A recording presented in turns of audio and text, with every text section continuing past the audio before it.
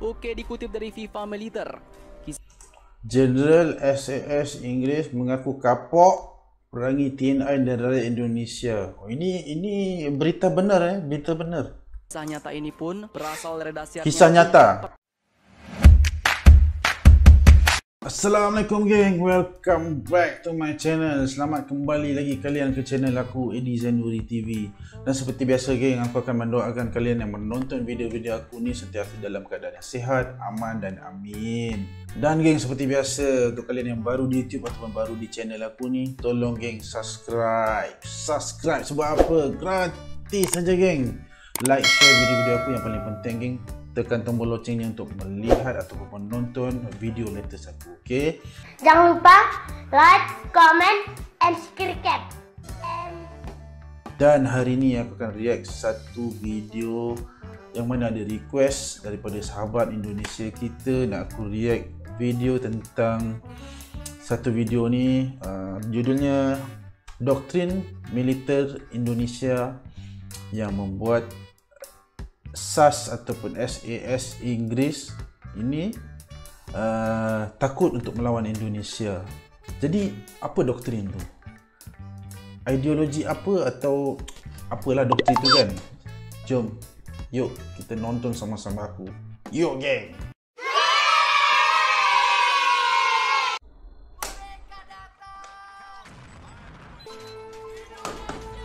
Dulu 1945.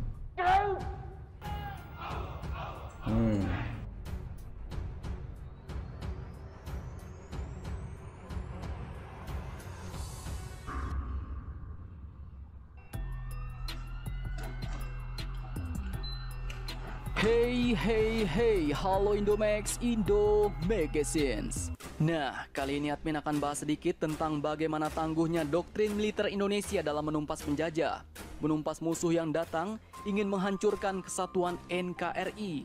Bahkan mantan orang nomor 1 dalam Angkatan Darat Inggris, yaitu seorang jenderal dan juga mantan pasukan khusus SAS, sampai kapok alias jera untuk memerangi pasukan TNI dan rakyat Indonesia. Nah, bagaimanakah kisahnya?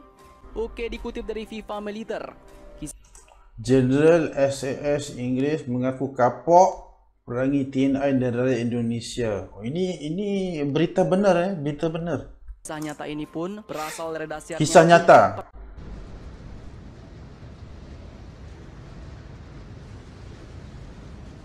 Pertempuran Surabaya yang terjadi pada tanggal 10 November tahun 1945 lalu. 45, Walaupun saat itu lama Indonesia sudah merdeka, tapi ternyata para pasukan kolonialis ini tetap masih ngotot ingin menjajah Indonesia, bos, untuk menghisap manisnya hasil alam dan strategisnya wilayah negara Indonesia. Kekuatan TNI atau Angkatan Bersenjata Indonesia pada kala itu memang masih belum ada apa-apanya. Indonesia pun masih sangat minim sekali akan persenjataan dan teknologi. Memang pada waktu tu, pada zaman dulu, memang banyak negara-negara besar dan menjajah negara-negara kecil disebabkan hasil-hasil yang ada dekat negara kecil itu kan. Hasil alam lah, hasil alam, hasil yang boleh diguna mereka kan. Tapi jangan salah, dengan pertahanan keamanan rakyat semesta, di mana semua rakyat bersatu tanpa memandang suku, ras, dan agama, Indonesia pun akhirnya semakin kuat dan semakin tak terkalahkan. Pertempuran tersebut pun merupakan satu pertempuran terbesar dan terberat dalam sejarah Revolusi Nasional Indonesia, bos, yang menjadi simbol nasional atas perlawanan Indonesia terhadap kolonialisme. Bahkan, usai pertempuran ini, dukungan rakyat Indonesia dan dunia internasional terhadap perjuangan kemerdekaan Indonesia pun semakin kuat. Dan akhirnya, tanggal 10 November diperingati setiap tahun sebagai Hari Pahlawan di Indonesia. Nah, pada saat itu tak hanya prajurit Tentara Nasional Indonesia yang melawan. Milisi pro kemerdekaan yang berasal dari barisan pejuang rakyat pun dengan gagah berani menghadapi pasukan khusus Angkatan Darat Inggris atau yang dikenal dengan pasukan elit SAS, yang merupakan singkatan dari Special Air Service. Dan perlu kalian ketahui, pasukan elit SAS ini pun merupakan salah satu pasukan elit terkuat di dunia bahkan sampai saat ini, bos. Namun, pada saat itu kita Indonesia pun tak peduli pada siapapun musuhnya. Ibarat kata, berani kau sentuh Indonesia meski nyawa taruhannya. Skuy, kita baku hantam. Boom. Nah, dikutip dari sumber berita terkait dengan pertahanan keamanan rakyat semesta ini, pernah ada pengakuan dari 2 purnawirawan perwira tinggi Angkatan Bersenjata Amerika Serikat atau US Army soal kehebatan tempur pasukan TNI, bos. Keduanya adalah ex-Panglima Angkatan Bersenjata Amerika Serikat, yaitu Jenderal Purnawirawan Peter Pace, dan mantan Komandan Operasi Badai Gurun atau Komandan Pasukan Desert Storm, yaitu Jenderal Purnawirawan Tommy Franks.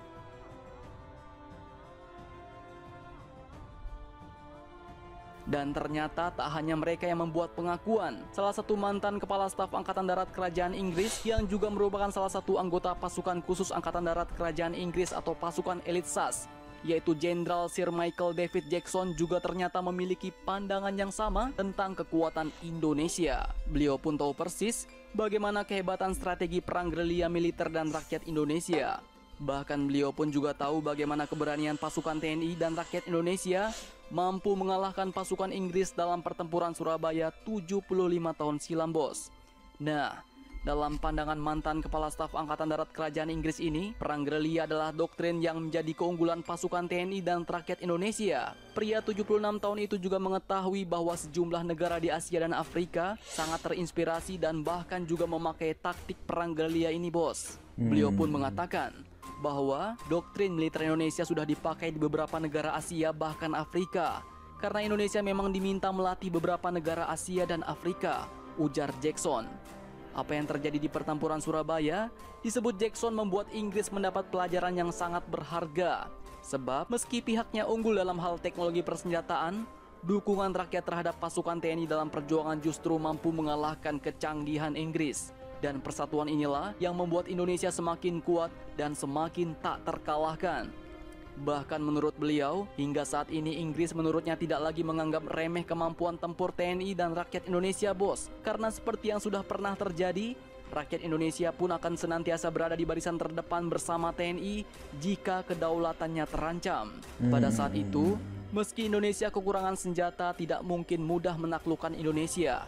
Karena jika perang terjadi, bukan hanya militernya yang maju perang, tapi rakyatnya juga pasti turut membantu untuk menghabisi musuh, ujar Jackson, sang mantan Kepala Staf Angkatan Darat Kerajaan Inggris yang juga merupakan anggota pasukan elit Special Air Service.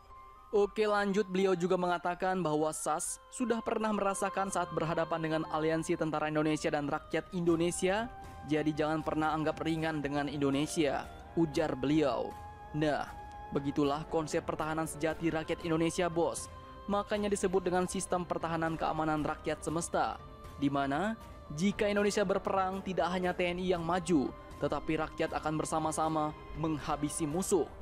Dan hal-hal seperti ini pun menurut admin sudah terjadi pada waktu setahun silam, di mana saat tinggi-tingginya frekuensi kapal-kapal asing Cina yang mengusik wilayah teritorial ZEE Indonesia Natuna Utara, di saat itulah nelayan-nelayan Indonesia juga ikut ambil andil dalam menjaga perairan Indonesia.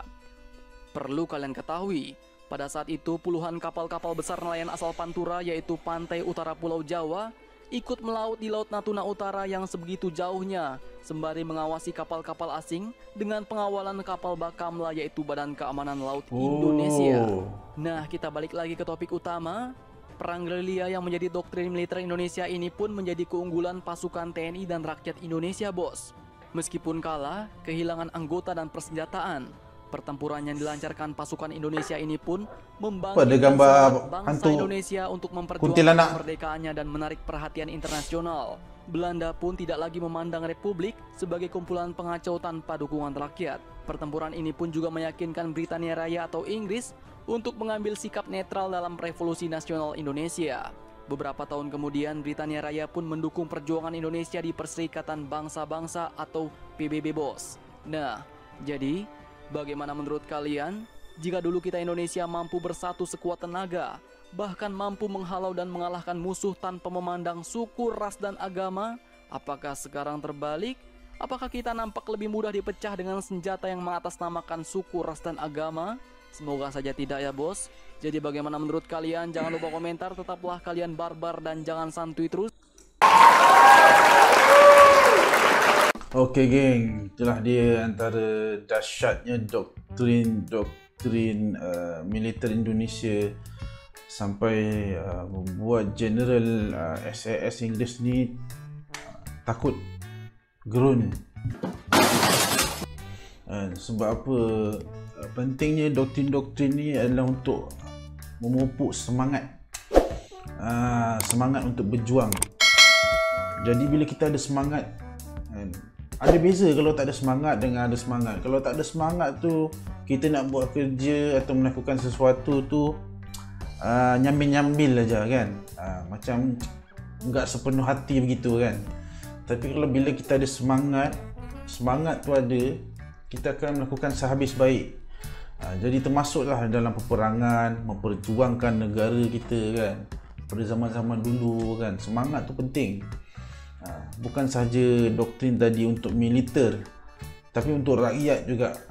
Yang mana aku tengok balik dalam video tadi kan, bukan doktrin tu bukan saja ada pada untuk militer kan, tapi untuk rakyat juga, untuk berjuang mempertahankan negara sendiri kan. Cumanya zaman sekarang ni yang orang ngomong zaman edan, zaman sekarang ni kan, zaman canggih, zaman teknologi. Mungkin pelapis-pelapis muda ataupun anak-anak muda sekarang ni tak mempunyai sikap yang macam tu lah. Tak semualah, tapi kebanyakannya dah hanyut dengan idea-idea barat, dengan cara hidup barat, cara hidup negara luar. Jadi aku rasa sekarang ni semangat tu dah kurang lah.